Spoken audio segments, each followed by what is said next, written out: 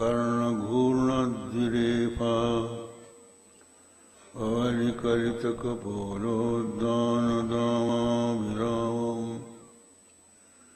गिरिशगिरिसुताभ्यां लालितं नित्यमङ्के स्वजनभरणशीलं शीलये विघ्नराजम् मानापनोदनविनोदनते गिरीशे भासेव संकुचितयोरुचितं तदिन्दो भेत्तुं भवानि शिशितं दुरितं भवानि नम्री भवानि घनमङ्गलिसरोजयोस्ते तद्दिव्यमव्ययं धाम सारस्वतमुपास्महे यत्प्रसादात् प्रलीयन्ते मोहान्धतमसच्छटाः।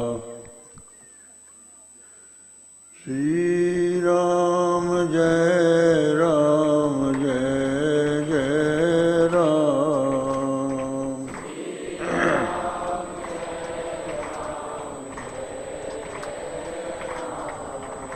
श्रीराम जय राम जय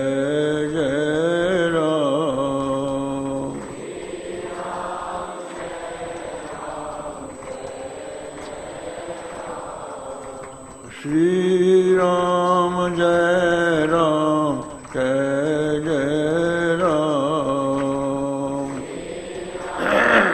श्री राम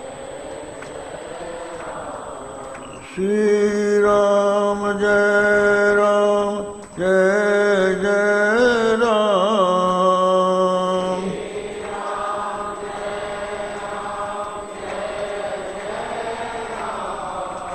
श्री राम जय राम जय जय राम।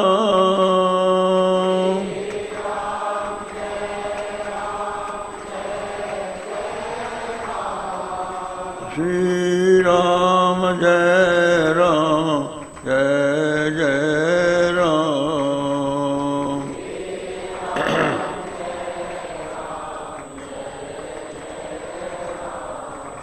श्री राम जय राम जय जय राम।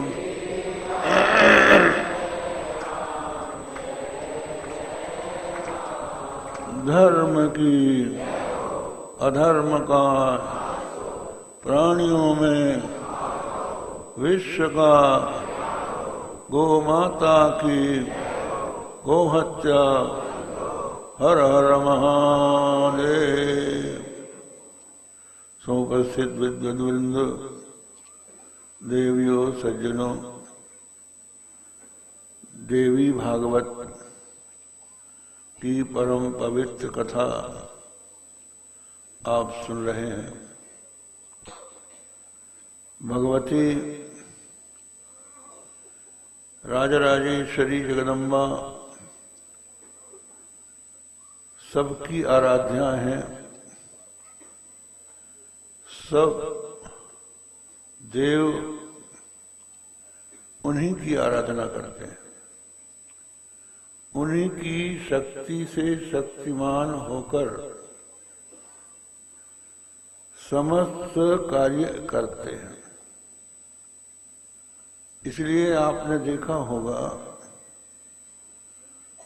अपने मंदिर में भगवती जिस सिंहासन पर विराजमान है उसमें उनके चार पाए जो सिंहासन के हैं उनमें ब्रह्मा विष्णु रुद्र ईश्वर चार बैठे और ऊपर सदाशिव का फलक है जिनकी नाभि कमल से नाभि कमल में भगवान कामेश्वर के अंक में जगदम्बा राजराजेश्वरी विराजमान है। इसका अर्थ ये है कि ये जितने देवता हैं ये जगदम्बा से ही शक्ति लेकर शक्तिमान होकर अपना अपना कार्य करते हैं। इसलिए उनके नाम का वर्णन आता है, पंच प्रेतासनासीना पंच ब्रह्मासनस्थिता। 5 प्रेतों के आसन पर आसीन है और फिर उसी को कहते हैं पंच ब्रह्मासनस्थिता, 5 ब्रह्म के आसन पर स्थित है। तो 5 ब्रह्म के आसन पर स्थित है, इसका अर्थ क्या है? ब्रह्म शब्द से क्या लिया जाए? तो ये माना जाता है कि जो शक्ति सम्मिलित परमात्मा है वह ब्रह्म पदवाच्य है। तो जो शक्ति से सम्मिलित है वो परमात्मा किसके आश्रित है? उसकी प्रतिष्ठा क्या है? तो उसकी प्रतिष्ठा जो है प्रत्यगात्मा है, जो हमारे हृदय में विद्यमान, जो तीनों अवस्थाओं की साक्षिणी परम चिति है, उस चिति में ही ये माया सम्मिलित ब्रह्म प्रतिष्ठित, उसी में अध्यस्त है। तो वो परमात्मा, वो माया सम्मिलित ब्रह्म जिसके आश्रित है, जिसके बिना वो 5 ब्रह्मा विष्णु रुद्र ईश्वर और सदाशिव निष्क्रिय हो जाते हैं, और जिनके साथ जुड़ने से उनमें शक्ति आ जाती है, वह 5 प्रेत 5 ब्रह्म, उनके आसन पर जगदम्बा विराजमान है। ऐसी स्थिति में वे सबकी आराध्या हैं, सब उनकी आराधना करते हैं, उनकी आराधना से सबकी आराधना हो जाती है। भगवान शंकराचार्य ने कहा, त्रयाणाम देवानाम त्रिगुण जनितानाम अपि शिवे भवेत् पूजा पूजा तव चरणयोर्विरचिता।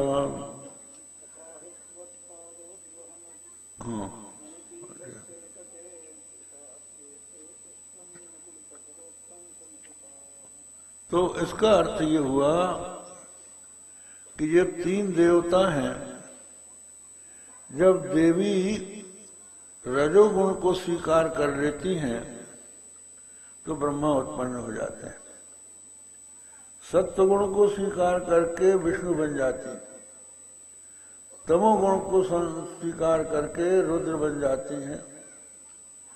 तो जो इन सबका आश्रय लेती हैं, जो सब इनका आश्रयभूता है, उनकी जो पूजा करता है उसकी पूजा से सबकी पूजा हो जाती है। इसलिए जगदम्बा की पूजा सबके द्वारा की जाती है और वही प्राणी को भोग मोक्ष, यहाँ तक कि अर्थ धर्म काम मोक्ष चारों पुरुषार्थों को प्रदान करती है। उन भगवती की आराधना उनके व्रत से होती है। लोग 4 नवरात्र हैं, 2 प्रकट हैं जो गुप्त हैं, उनमें व्रत करके भगवती की आराधना करते हैं और उनकी आराधना उनके चरित्र को वर्णन करने वाली जो देवी भागवत है उसके श्रवण से होती है और उनका जो मंत्र है उस मंत्र के जप से भी उनकी आराधना होती है। उनके मंत्र में बीजाक्षर है, तो देवी का जो नवार्ण मंत्र है उसके 3 बीज हैं, ऐं ह्रीं क्लीं, ये 3 बीज। तो ऐं तो पूरा मंत्र कोई न जप सके, केवल ऐं जप ले तो समस्त विद्याओं को प्राप्त कर लेता है। ये यहाँ एक आख्यान आता है कि एक ब्राह्मण था, उसके कोई संतान नहीं थी, उसने पुत्रेष्टि यज्ञ किया। बड़े बड़े विद्वान वैदिक उसमें आमंत्रित हुए, ऋत्विक बने। तो उनमें से एक विद्वान सामगान कर रहा था। तो सामगान करते करते कुछ श्वास लेने से कुछ अपस्वर हो गया, स्वर में कुछ अंतर पड़ गया। तो उस ब्राह्मण ने ठोंक दिया कि तुमने अशुद्ध मंत्र का उच्चारण कर दिया, तुम स्वरभंग कर रहे हो। तो उन्होंने कहा, भाई श्वास हमने लिया, बिना श्वास के मनुष्य का जीवन कैसे रह सकता है, हो गया हमसे। तुम उसमें दोष निकालते हो, तो जिस लड़के के लिए तुम यज्ञ कर रहे हो पुत्रेष्टि, वो मूर्ख हो जाए। तो ऐसा शाप दे दिया। अब ये ब्राह्मण बेचारा बड़ा घबराया।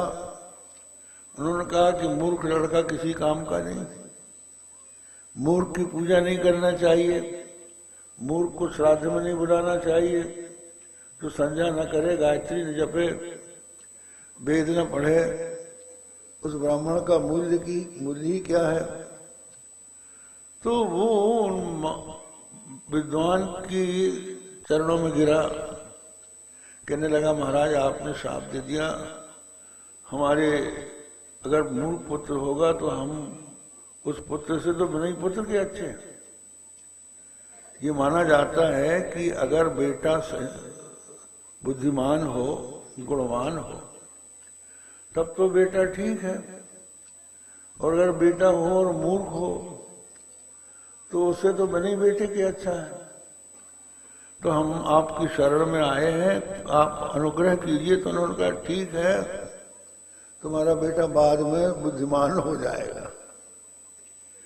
संयोग से उसका पुत्र हुआ, और पुत्र हुआ बिल्कुल मूर्ख।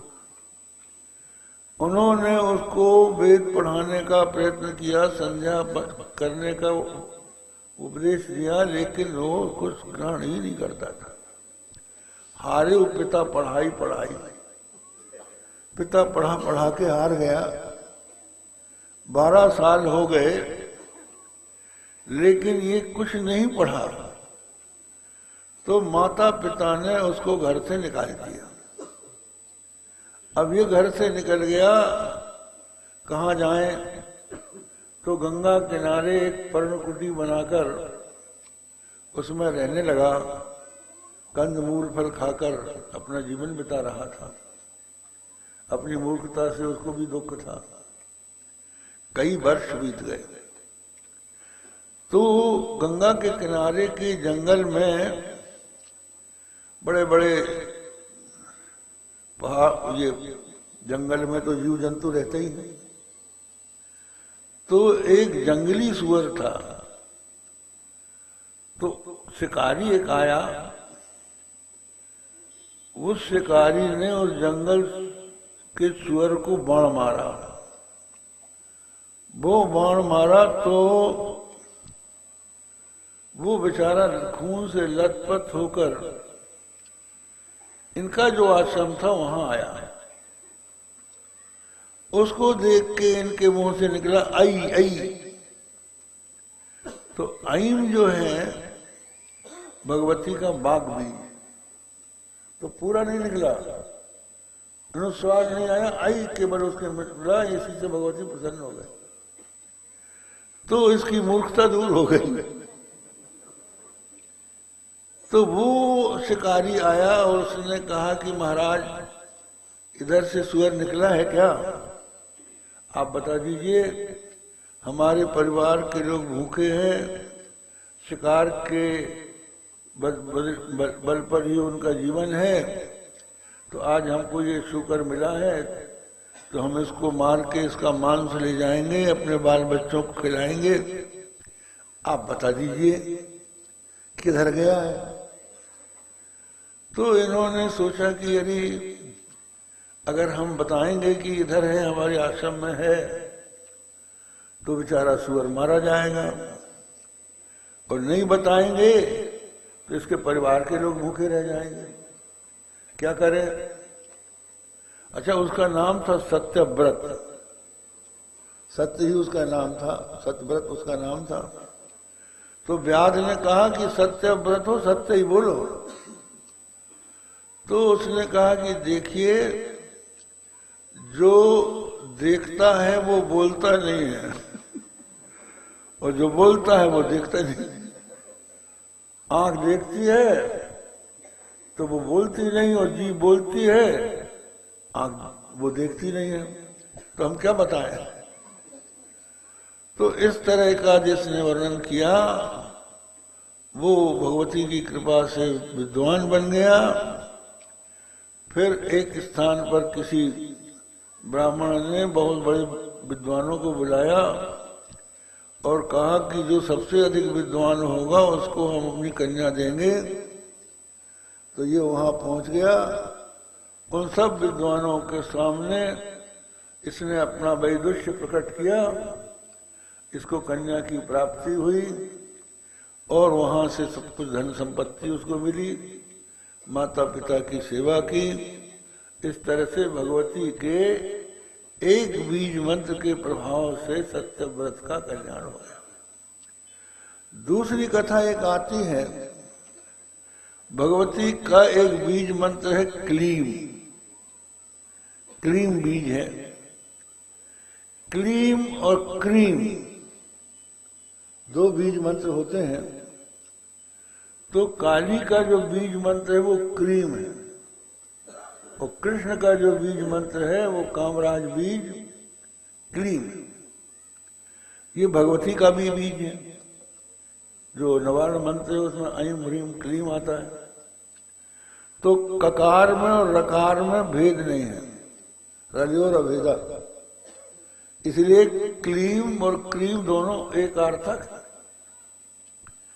एक बड़ी विचित्र कथा आती है, बंगाल में एक बड़े काली के भक्त हो गए हैं वामाक्षेपा, वामाक्षेपा उनका नाम था। तो वो भगवती का क्लीम मंत्र जपते थे, पूरा मंत्र नहीं, क्लीम क्लीम क्लीम इसी का जप करते थे। इनके जप से प्रसन्न होकर भगवती काली प्रकट हुई। उन्होंने कहा, रे मामा तेरा मंत्र अशुद्ध है, क्लीम मत कह, क्रीम कह। मामा क्षेपा बोला, क्षेपा माने पागल, वो बोला हमारा मंत्र शुद्ध है। भगवती कहती है अशुद्ध है और वो कहता है शुद्ध है। कैसे कहता है तू शुद्ध है? बोले अगर हमारा मंत्र अशुद्ध होता तो उसको शुद्ध करने के लिए तुम क्यों आती? तुम यहाँ आई उसको शुद्ध करने के लिए, इसका मतलब ये है कि ये शुद्ध है। तो क्रीम और क्लीम, तो क्या हुआ, एक ध्रुव संधि नाम का एक राजा था, देवी भागवत में कथा है। ध्रुव संधि नाम के राजा की दो पत्नियां थीं, एक का नाम था मनोरमा और दूसरी का नाम था लीलावती। तो दोनों बड़े प्रेम से रहती थी। तो सबसे बड़ी जो रानी थी मनोरमा, उसका पुत्र हुआ सुदर्शन, और दूसरी जो लीलावती थी उसका बाद में पुत्र हुआ शत्रुजित। तो दोनों पुत्रों में से शत्रुजित बड़ा सुंदर था, राजा का उससे प्रेम था। एक बार राजा आखेट खेलने गया, उस आखेट में एक सिंह आया सामने। इसने उसको मारने का बहुत प्रयत्न किया, बाण छोड़े, लेकिन वो घायल होकर भी टूट पड़ा और उसने राजा को मार डाला। राजा ध्रुवसंधि मारा गया। उसको मृतक को लेकर सब साथ के लोग जो थे वो आए, उसका औपचारिक संस्कार किया गया।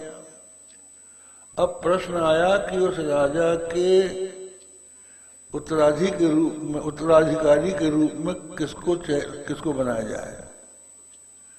तो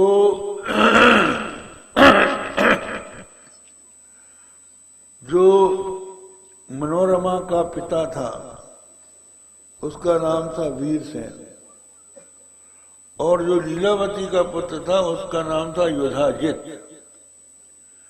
तो वो दोनों आ गए, हम अपने नाती को ध्रुव संधि के स्थान पर सिंहासन देंगे। तो दोनों में झगड़ा हो गया। युधाजित के द्वारा वीरसेन मारा गया। जब वीरसेन मारा गया तो वो युधाजित चाहता था कि हम अपने नाती शत्रुजित को राज सिंहासन पर बैठा दें। तो मनोरमा का ये जो पुत्र था सुदर्शन, वो छोटा था। मनोरमा घबराई। उसने सोचा कि ये हमारा शत्रु जब हमारे पिता को मार के आएगा तो हमारे बेटे को भी मार डालेगा, तो अच्छा हो कि हम इसको कहीं अन्यत्र ले जाएं। तो एक मंत्री ने साथ दिया। उस मंत्री को साथ में लेकर मनोरमा अपने बेटे सुदर्शन को वहां से हटाकर चित्रकूट में भरद्वाज मुनि के आश्रम ले गई। भरद्वाज मुनि के आश्रम में ये निवास करने लगे, मनोरमा, सुदर्शन और उसका मंत्री। वहां किसी ने मंत्री को किसी बहस में क्लीव कह दिया। क्लीव कह दिया तो इस बालक ने क्लीम पकड़ लिया और क्लीम क्लीम क्लीम भगवती के मंत्र का जप करने लगा। उससे भगवती प्रसन्न हो गई। सुदर्शन जगदम्बा के क्लीम मंत्र के द्वारा आराधन करने लगा। भगवती उसके ऊपर प्रसन्न हुई, उसको वरदान दिया।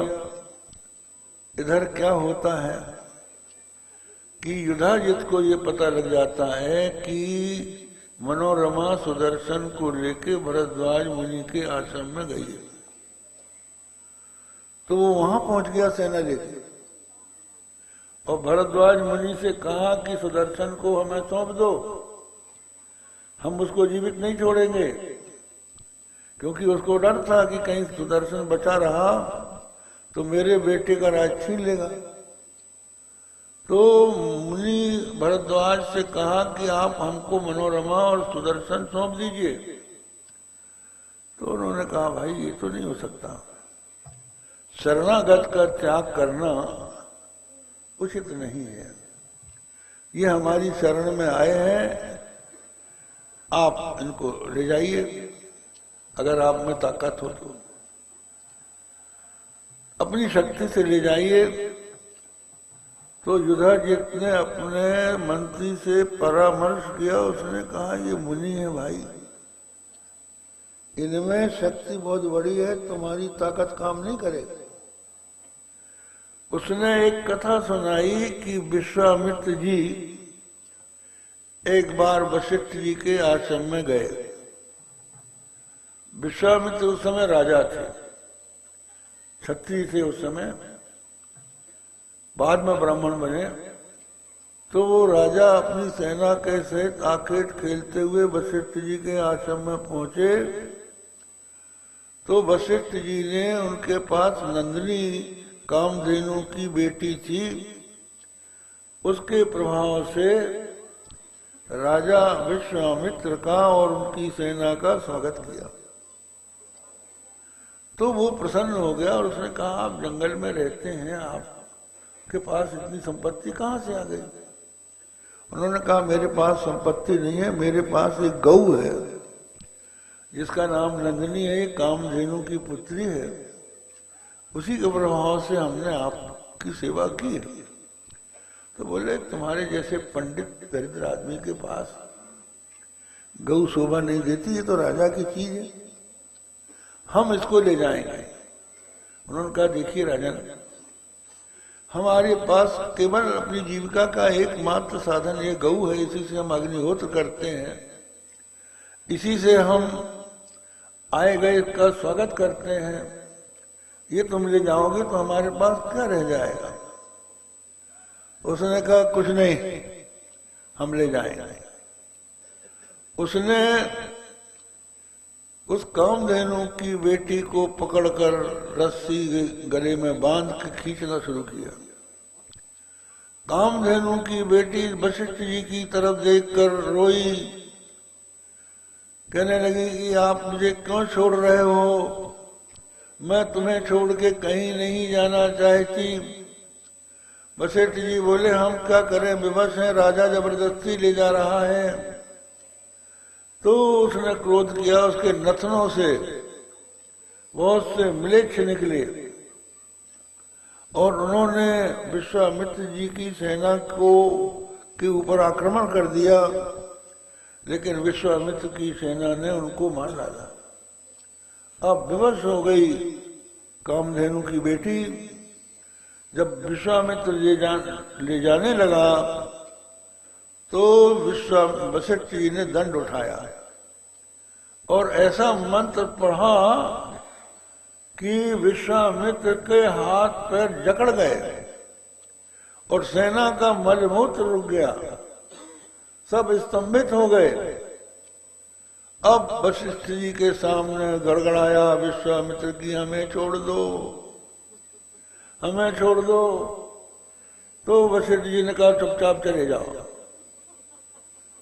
तो उसने कहा, दिग्बलम क्षत्रिय बलम ब्रह्म तेजो बलम बलम, क्षत्रिय बल को धिक्कार है, ब्रह्म तेज ही बल है, एक ब्रह्मदंड से मेरा सारा बल व्यर्थ चला गया, तो हम ब्राह्मण अब बनेंगे, तो क्षत्रिय नहीं रहेंगे। तो उसने फिर तपस्या शुरू की।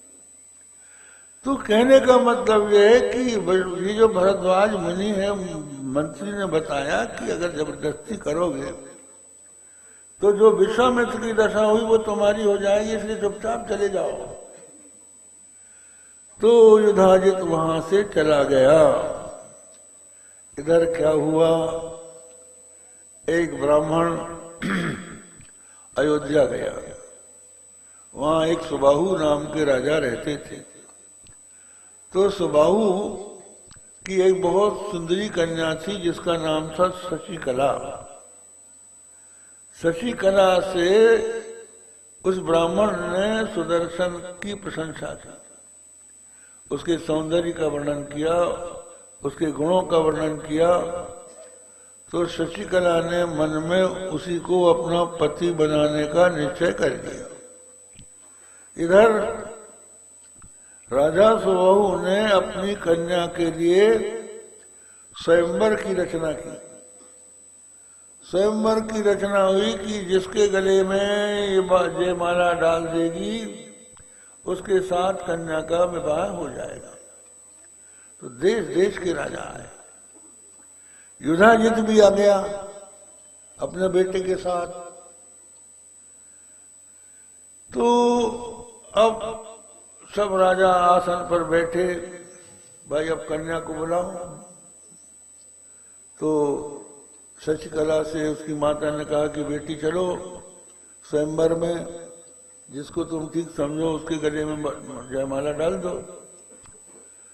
कन्या ने कहा कि माँ, हमने तो निश्चय कर लिया है कि हम केवल सुदर्शन को ही अपना पति बनाएंगे, हम स्वयंवर में नहीं जाएंगे।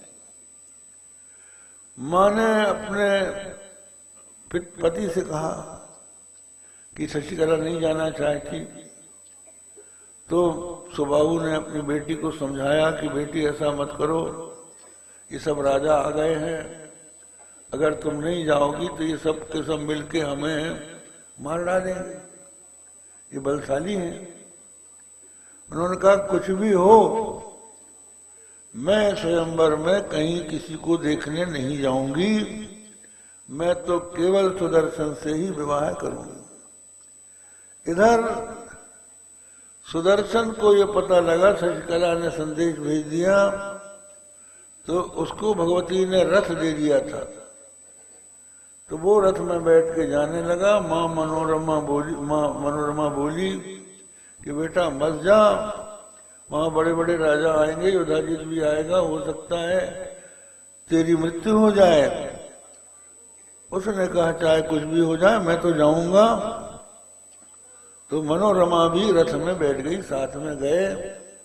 अयोध्या का राजा जो था उसने स्वागत किया और शशिकला के अनुरोध से उसने एकांत में ले जाकर शशिकला का सुदर्शन के साथ विवाह करवा दिया।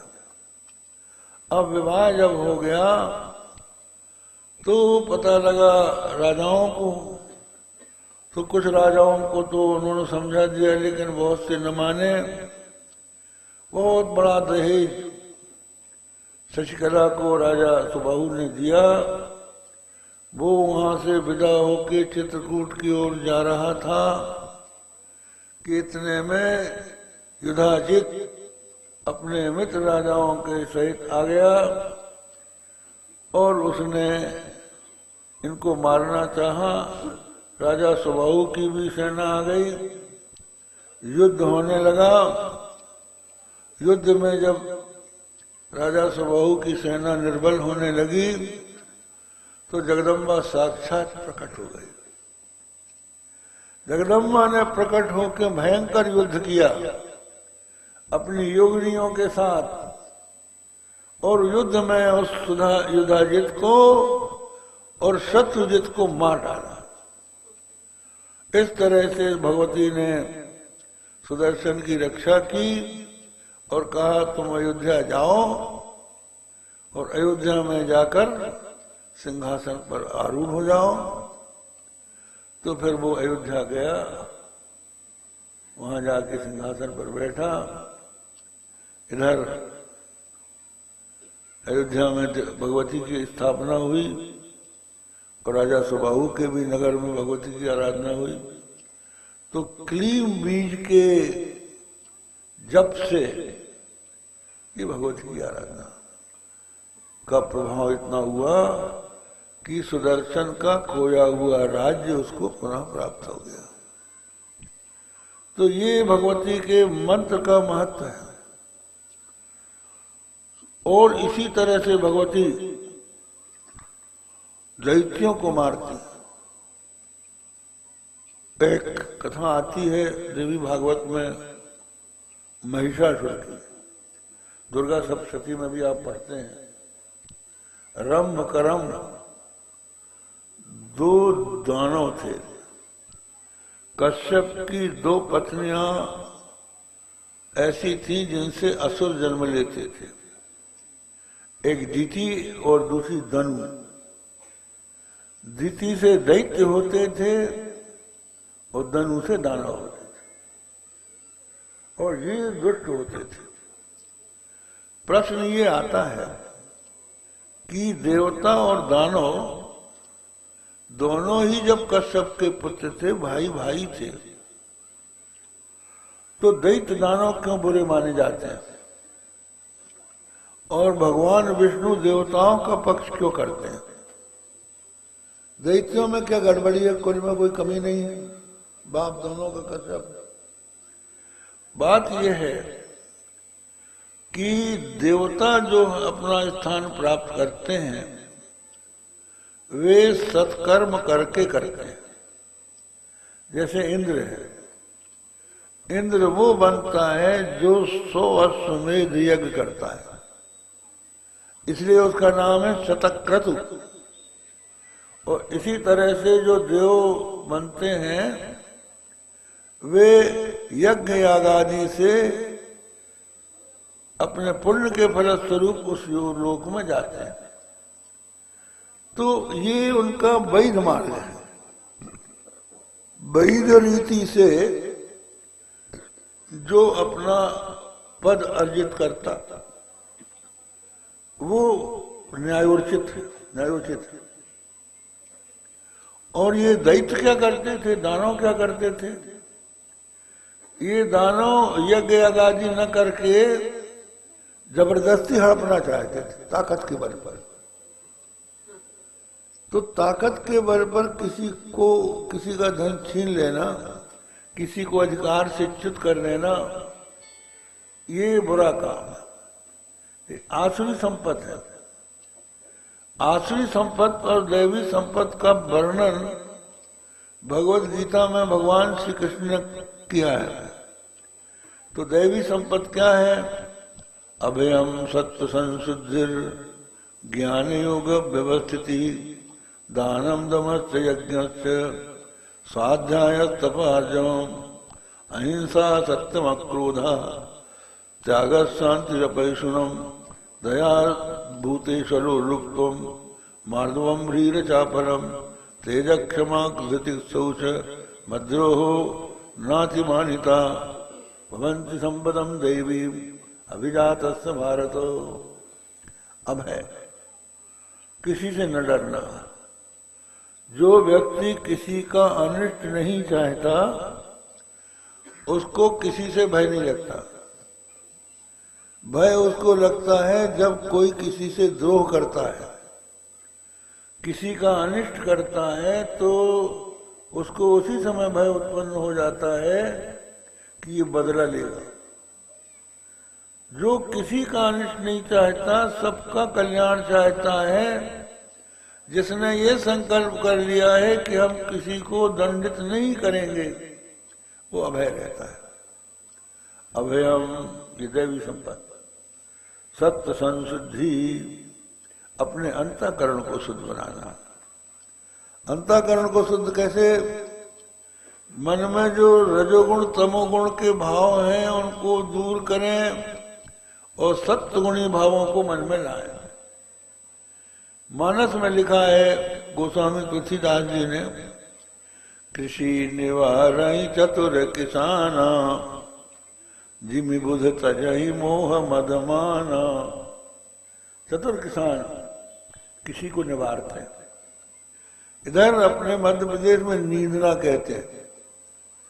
जब फसल उगती है तो साथ साथ में गलत चारा भी उग जाता है, तो खुरपी से खुरच के चारे को अलग कर देते हैं, जिससे कि पौधा आगे बढ़े, उसकी वृद्धि में कोई अड़चन ना आए। ऐसे ही बुद्धिमान लोग अपने मन में मोह मद मान जैसे दुर्गुणों को दूर करके सद्गुणों को रखते हैं। तो ये हो गया सत्य संशुद्धि।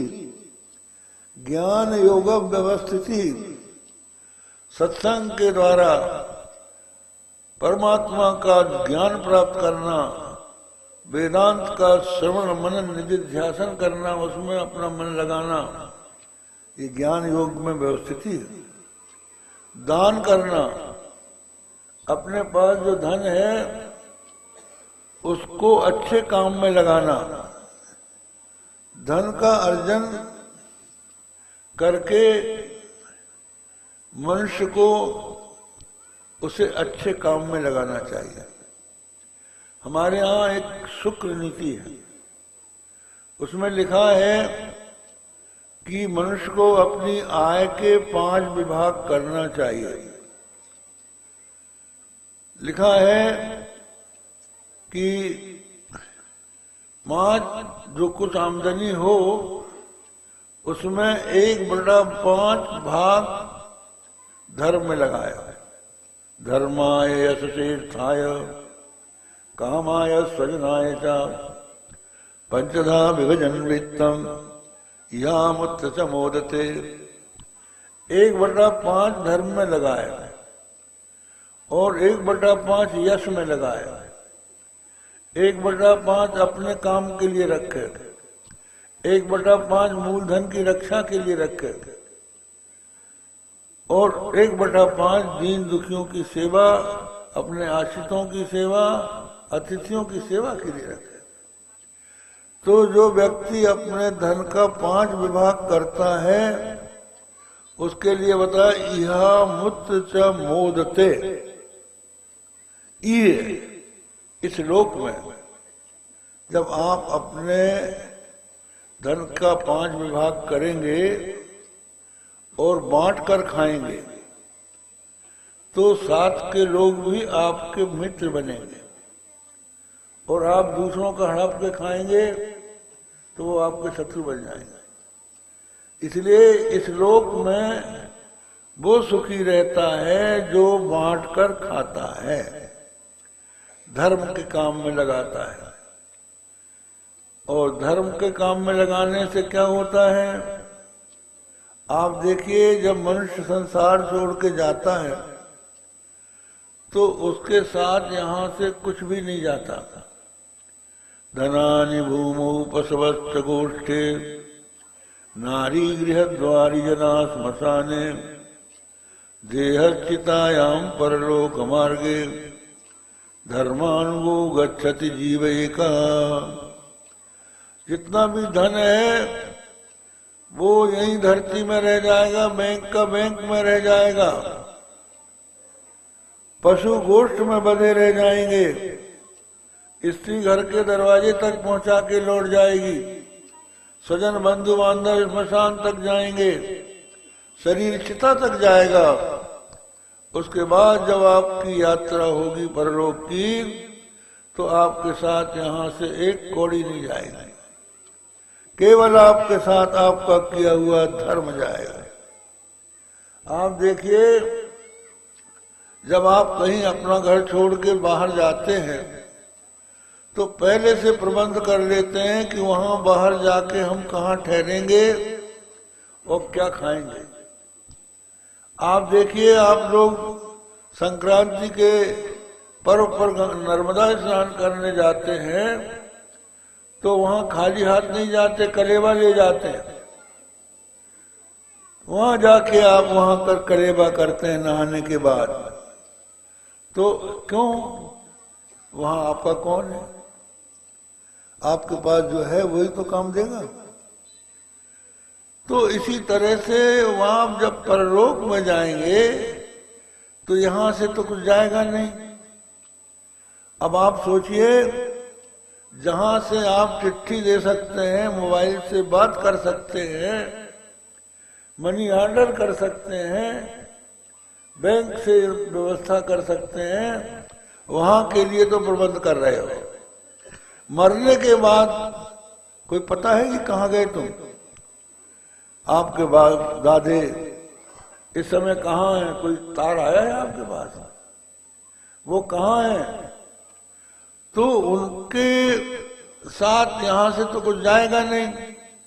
तो जो यहाँ से पुण्य करके जाएगा उसका पुण्य वहां उसकी सहायता करेगा। तो अमूत्र उस लोक में उसको सुख मिलेगा और अच्छे काम करेगा तो इस लोक में यश होगा। लोग कहेंगे भाई अच्छा काम किया है। कौन व्यक्ति स्वर्ग गया, कौन नरक गया, इसकी क्या पहचान है? इसकी पहचान यही है कि जिसके मरने के बाद लोग रोएं, कहें कि भाई बहुत बुरा हुआ, अच्छा आदमी था, वो स्वर्ग में गया। और जिसके मरने के बाद लोग कहेंगे अच्छा मरा, पाप कटा, तो समझ लो कि श्रीमान जी पहुंच गए नरक। तो यश, और संसार में जिसका यश रहता है वो स्वर्ग से नहीं गिरता। जिसने मंदिर बनाया, जिसने कुछ दान धर्म किया, पाठशाला बनाई, धर्मशाला बनाई, कुआं खुदवाया, तालाब बनवाया और भी अच्छे अच्छे काम किए, और जिसको जानने वाले लोग जब तक संसार में रहते हैं वो प्राणी स्वर्ग से नहीं गिरता। इसलिए धर्म और यश में दो अपने 1/5 धर्म में लगाओ, 1/5 यश में लगाओ, और एक अपना कमाए अपने काम में ले लो, लेकिन सब मत खा लो। अगर अकाल पड़ जाए तो बीज के लिए तो कुछ रखो, खेत में बीज बोना है तो उसको मूल धन की रक्षा के लिए रखना चाहिए, और फिर अपने स्वजन बंधु बांधवों के लिए, दीन दुखियों के लिए उसमें से कुछ दो। इस तरह से 5 विभाग धन का किया जाए तो प्राणी का कल्याण होता है।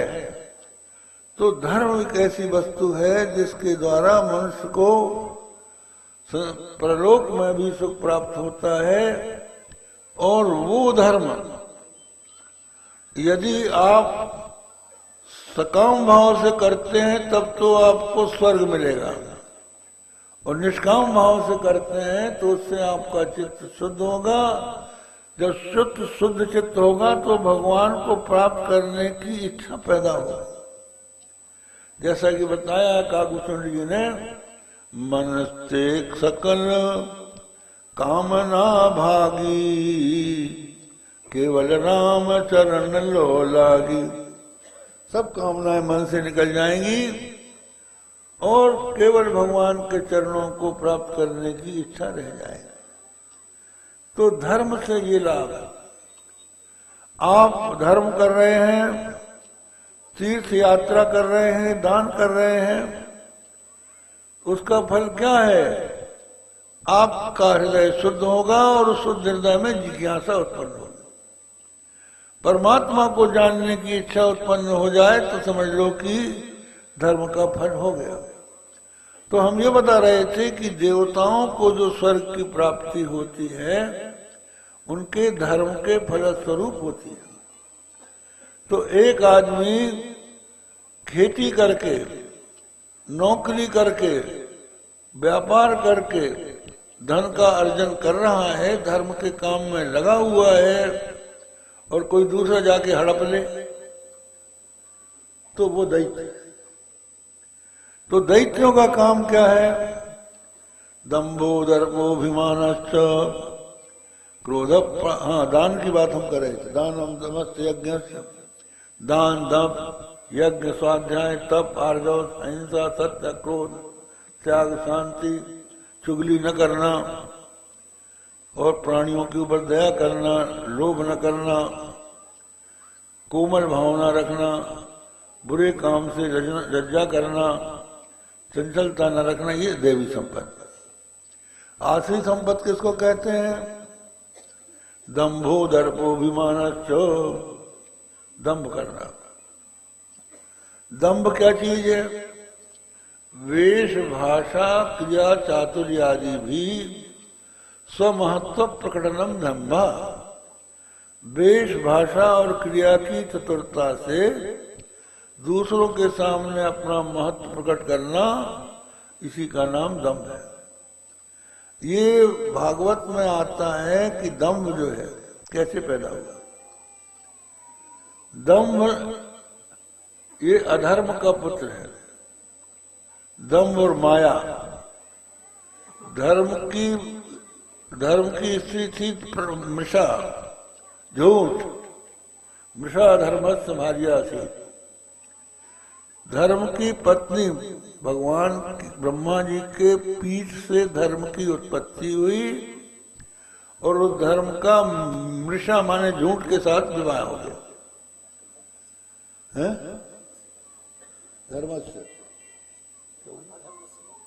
हाँ, धर्म वो उल्टा हो रहे हैं, अच्छी याद है। मृषा धर्मस्य भाषा, ब्रह्मा जी की पीठ से अधर्म की उत्पत्ति हुई।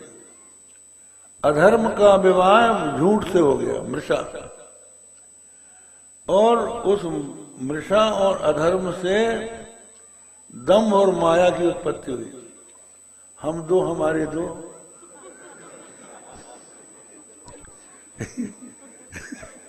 दंभ और माया, दंभ करना और छल कपट करना। तो इस तरह से इनका मन चला हुआ है। तो दम्भ मूर्तिमान होकर एक बार ब्रह्मा जी की सभा में पहुंचा। बहुत बढ़िया तिलक लगाए, बिल्कुल सफेद कपड़े पहने और खड़ाऊ पहने, हाथ में कमंडल लिए, मृगछाला बगल में दबाए, खाट खाट खाट पहुंचा ब्रह्मा जी की सभा में। तो इसके रूप को देख के सब लोग उठ खड़े हुए। आइए आइए बैठिए। बोले हम आप लोगों के बराबर कैसे बैठ सकते हैं, हमारे योग्य स्थान होना चाहिए। अब कोई स्थान उसको पसंद ना आए, सबको उसने नकार दिया। तो सब लोग खड़े हैं, बैठे नहीं। तो ब्रह्मा जी ने कहा बेटा आओ हमारी गोद में बैठ जाओ। तो भगवान ब्रह्मा जी की गोद में उसने क्या किया, मृगशाला बिछाई। और मृगशाला बिछा के पहले तो ब्रह्मा जी की जांघ को पानी छिड़का, अपवित्र पवित्र हुआ। फिर मृगशाला बिछाई, मृगशाला बिछा के बैठा, पीठ सीधी कर गया करके। अब ब्रह्मा जी बेचारे सांस लें और छोड़े, बोले तुम्हारी अशुद्ध सांस हमारे ऊपर पड़ रही है, बंद करो आंख, सांस बंद करो। ब्रह्मा जी ने कहा कि हमारी दम ही घुट जाएगा। ज्ञान से देखा कि ये है कौन। तो उन्होंने गौर से देखा, रे का धर्म के बेटे तुम हो, कहाँ पितामह हम ही। का बेटा ब्रह्मलोक में तुम्हारी जगह नहीं है, तुम जाओ तीर्थों में, और जहाँ ऐसे पाखंडी लोग रहते हैं वहां लोगों को धोखा दो और दुष्टों के हृदय में निवास करो। तो तब से ये दम्भ जो है आश्री संपत्ति के लोगों के पास जाता है। तो वो वेश धारण करके और क्रिया की चतुरता से दूसरों के सामने अपनी महिमा बताते हैं। दम्भो दर्पोभिमानश्च, अभिमान, क्रोध, कठोर वचन, आज मैंने ये प्राप्त कर लिया, ये प्राप्त कर लूंगा, उस शत्रु को मैंने बर्बाद कर दिया, जो बचे हैं उनको भी मार डालूंगा, मेरे बराबर कौन है, मैं सबसे बड़ा शक्तिशाली हूं। इस तरह की भावना रखने वाले आसुरी संपत्ति के लोग होते हैं। तो आसुरी संपत्ति के लोग जो विधि विधान से अपना द्रव्य अर्जित करके धर्म में लगा रहे हैं, उनके काम में बाधा डालते हैं। इन्हीं का नाम असुर है, इन्हीं को दैत्य और दानव कहते हैं। तो महिषासुर नाम का एक दानव हो गया है। अब उसकी कथा आपको कल सुनाएंगे। आज हम यहीं पर प्रवचन समाप्त करते हैं। थोड़ा सा भगवान का नाम लीजिए। श्री राम जय राम, जय जय राम।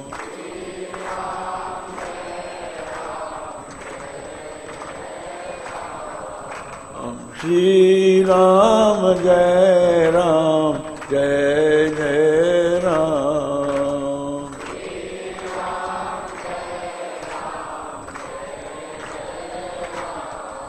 प्यारे जरा तो मन में विचारो,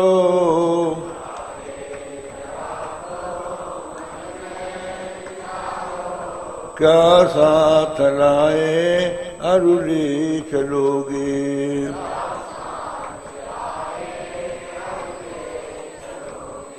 जाता सदा साथ यही पुकारो,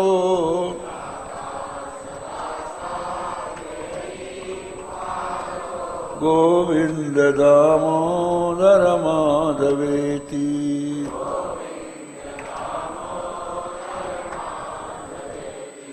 गोविंद दामोदर माधवेति।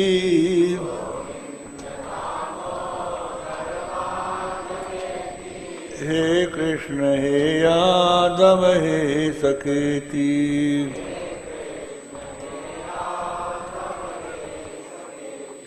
श्री कृष्ण गोविंद हरे मुरारे,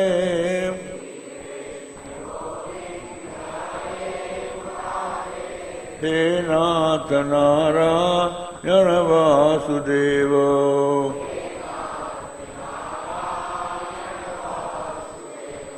श्री कृष्ण गोविंद हरे मुरारे,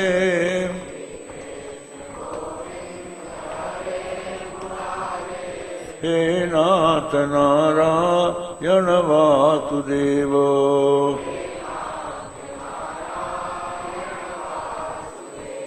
धर्म की अधर्म का प्राणियों में विश्व का गौ माता की गौ हत्या। हर हर महादेव।